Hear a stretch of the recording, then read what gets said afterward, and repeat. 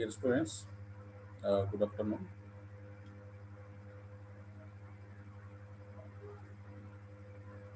Is it audible?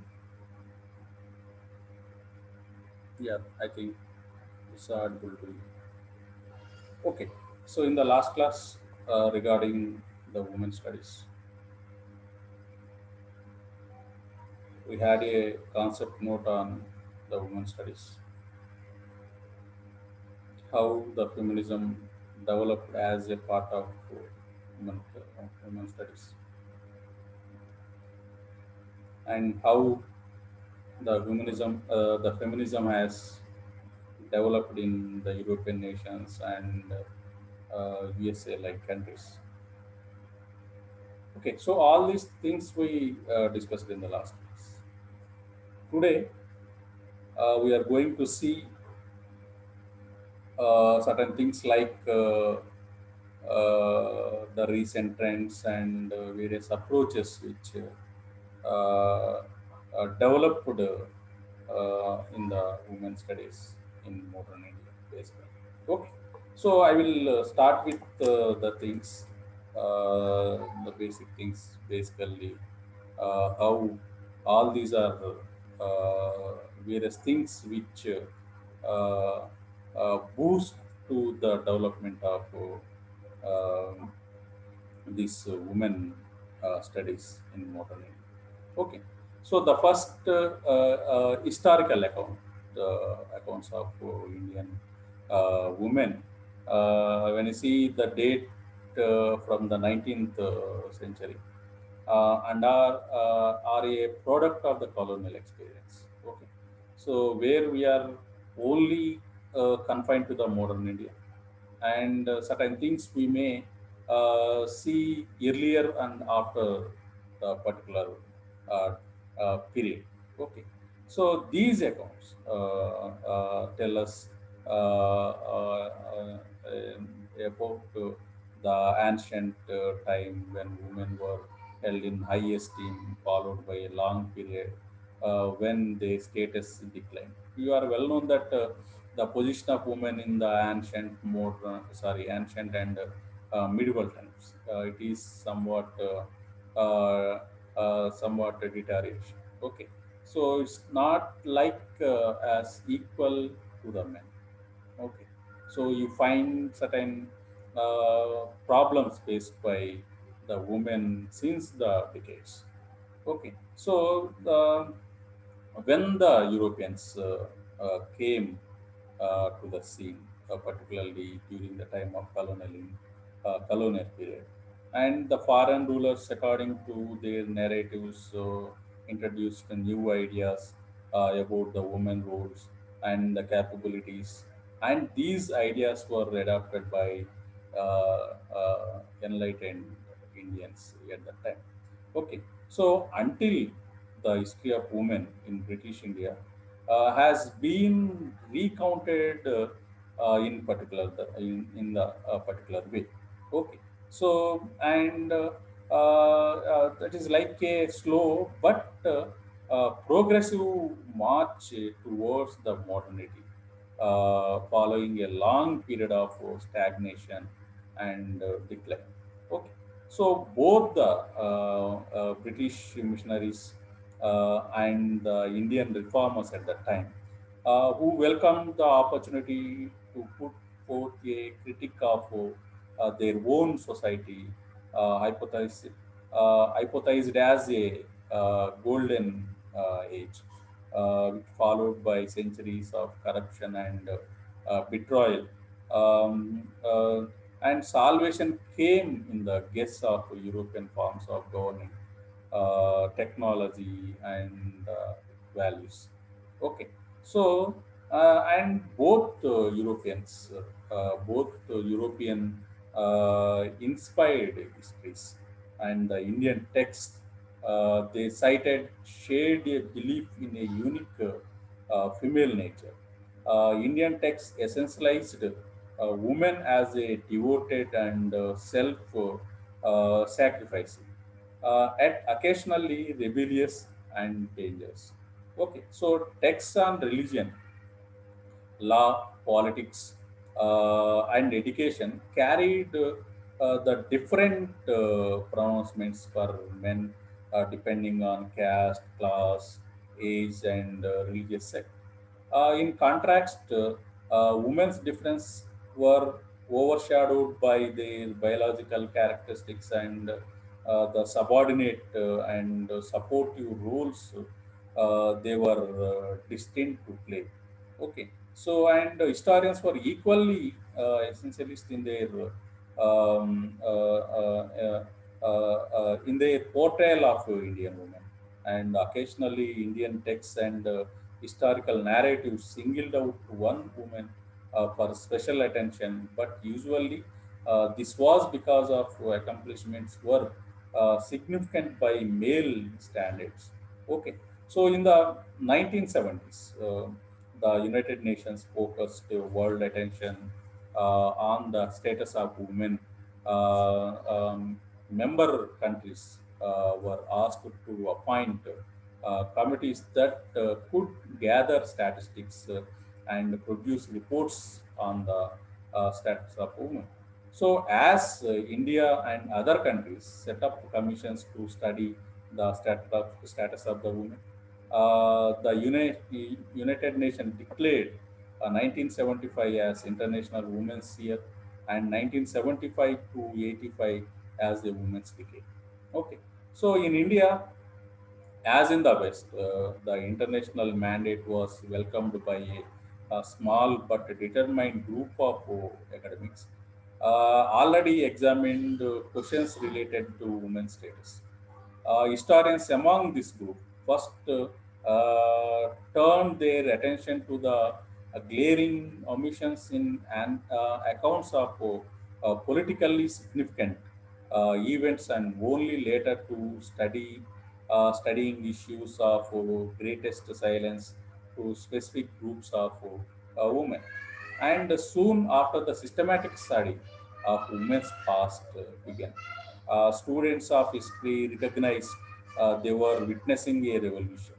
Okay, so an American pioneer, Gerda Lerner,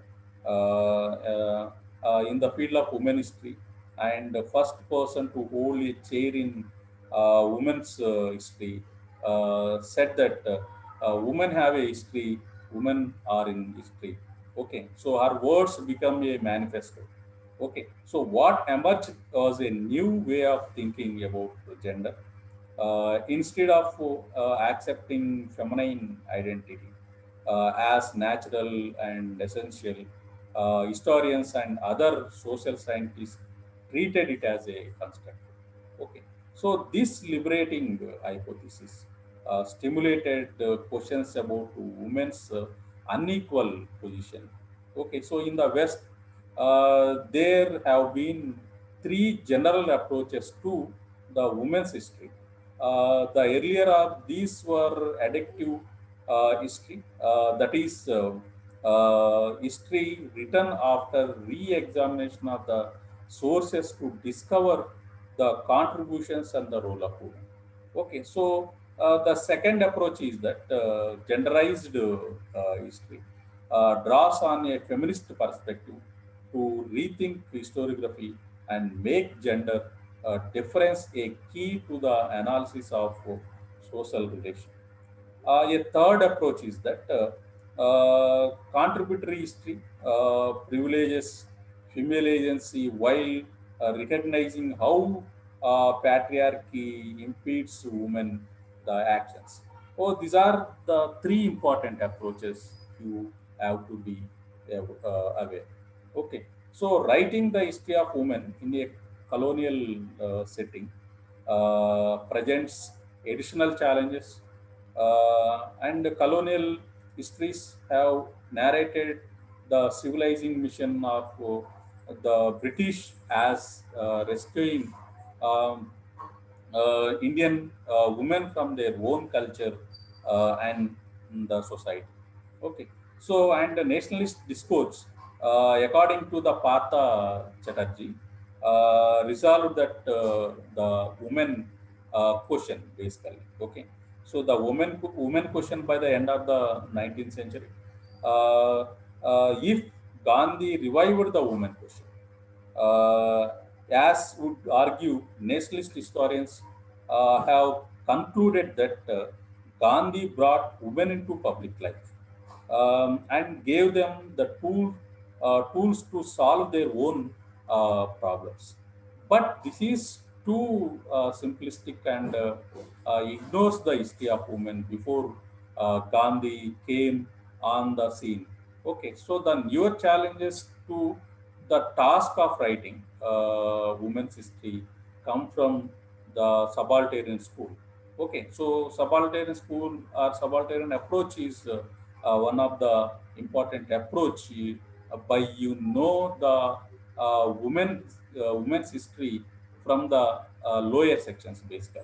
Okay, so here um, uh, the new challenge to the task of writing women's history come from the subaltern school originating in Calcutta and from historians interested in resistance in everyday life.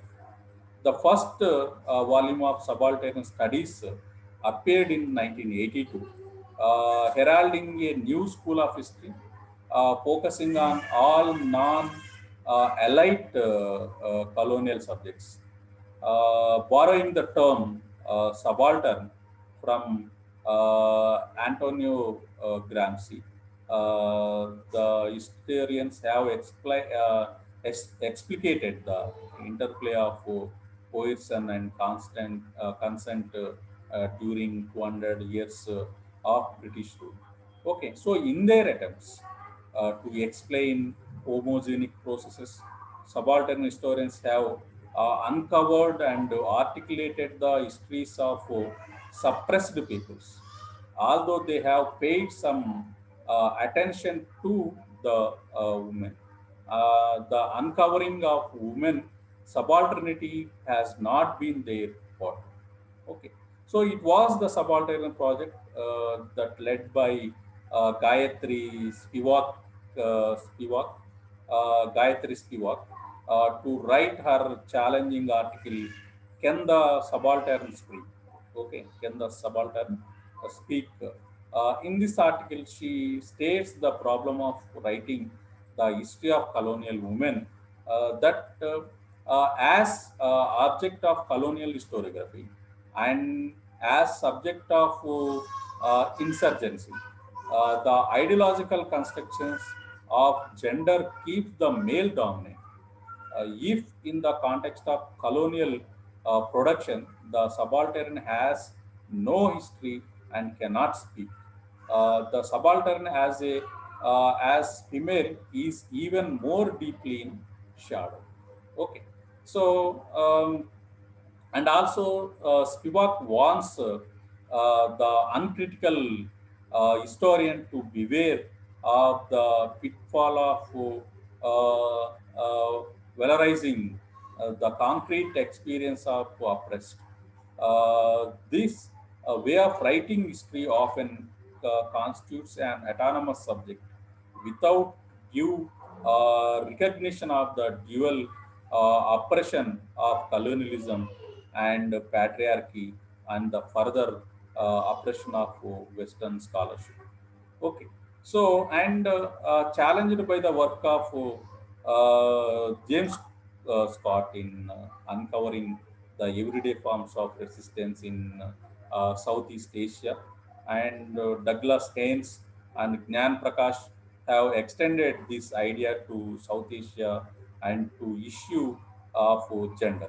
Okay, so their aim is to shift the focus away from extraordinary movements of the collective protest to a variety of non-confrontational resistance and contestatory behavior. Okay, so for women's history, this can lead to a way of examining women's agency even while they belong to and participate in a oppressive patriarchal society. And historians of British India are now producing serious are producing already produced series of monographs on how women experienced colonial rule and how it affected their lives, as well as how women and the women question affected colonial politics.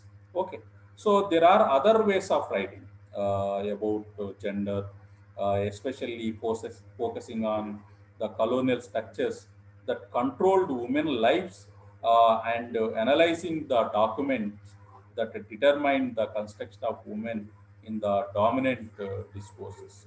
Okay, so um, you have to see certain recent scholarship on women, whether it be women's history or a new questioning of documents of a history. Okay, so is fueled by the work of archivists and historians locating and saving women's writings and material objects. Okay, so you have to see how uh, this interested in women's history in India was warned about the difficulty of finding sources. Okay, so while research on the women history, you find certain hurdles while finding various sources to know basically about history of women since the ancient times. Okay, so there are certain important things to be gone through when engaged in research on women's lives. Uncovered records, documents, journals, magazines, various literature, memoirs, letters, photographs, various pamphlets, and which is all authored by women uh, should be go through. Okay, so most important is that you should have a certain certain interaction with various women, so that the real history of women may come out. Okay, so when I see the things like there are certain privileged women accounts where basically focus and who are the various important women writers which focused their writings on the women history basically, like Anandi Bai Joshi, and which gives you a lot of information regarding women's history in India. And you find many women examples, uh, the number of women who participated in various reforms which taken place in the modern India, basically socio-religious reforms, and also the reform organization which started by various women reformers like Savitri Bai Phule and Pandita Ramabai, and various other important women leaders and reformers who worked throughout the Indian national movement, and they participated along with along with the men participant too. Okay, so and they faced certain certain problems at that time and difficulties at that time, because these were the first generation women who came out from a traditional structure of Indian society, and a rigid a rigid traditions, a orthodoxy. They came out from that orthodoxy, and they actively participated with a large group or a, a, a, a number of men, and they uh, they challenged the traditional system at that time.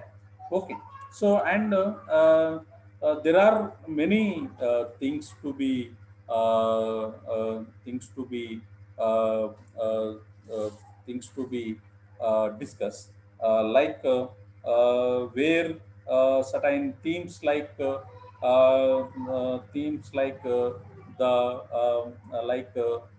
national movement, women and national movement, and the question, women question, and the women in post-independence India, where the political involvement and economical participation and the contemporary women movement has to be started. Okay, so before going to all these things, the role of women basically in the colonial part, and the role of women in the mobilizing the mass women with their capabilities,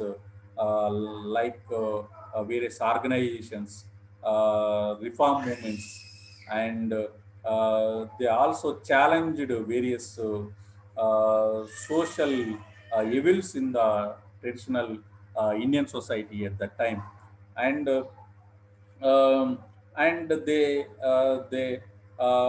move towards the equality, and while moving towards the equality they face various hurdles, basically with their parents and orthodoxy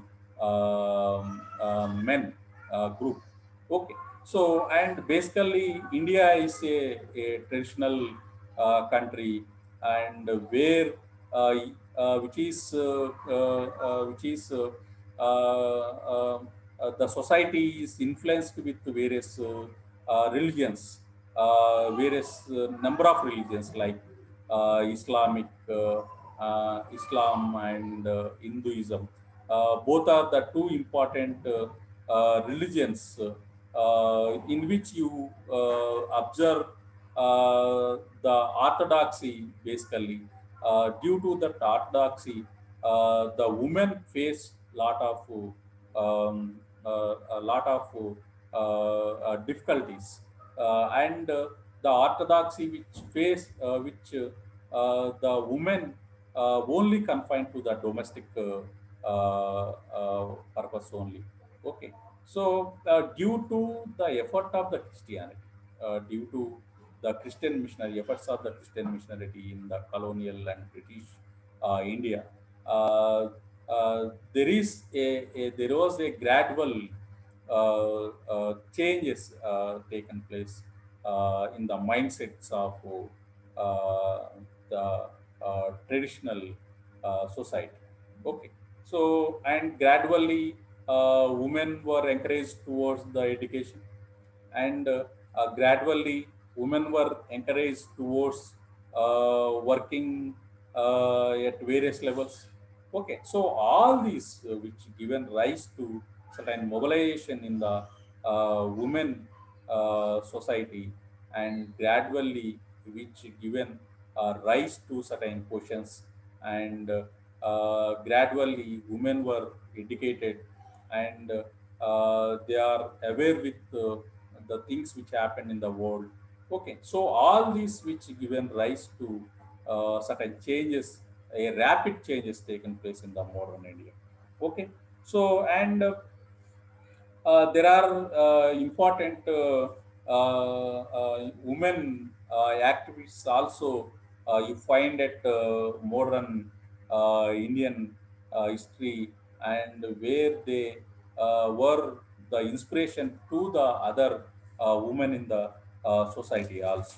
Okay, so I will give you those things, writings of those women, and the works of those women, in the next classes like Tarini Devi and Rasundari Devi and Veena Mazumdar and various other women mobilizers who basically Lata Mani and many nationalist women leaders like Aruna Sapali, Sarojini Naidu, and Durgabai Deshmukh. Okay, so all these are certain inspirations to the women in modern India, basically. Okay, so we'll go through with various women question in colonial India, and we'll go through with various things, basically various historical women historians who wrote their valuable things regarding the development of women in the modern India in the next classes. Okay, so thank you, students. This is end of my class regarding a short introduction towards the uh, women trends and certain approaches which developed in the modern India. Okay, so students, are you hearing? Yes, sir. Okay, so regarding this women's studies, women history, have any question or any clarification? You can welcome to ask. No doubt, sir. Yeah, okay, right. Thank you. Uh, I'm ending my class. Okay, okay, sir.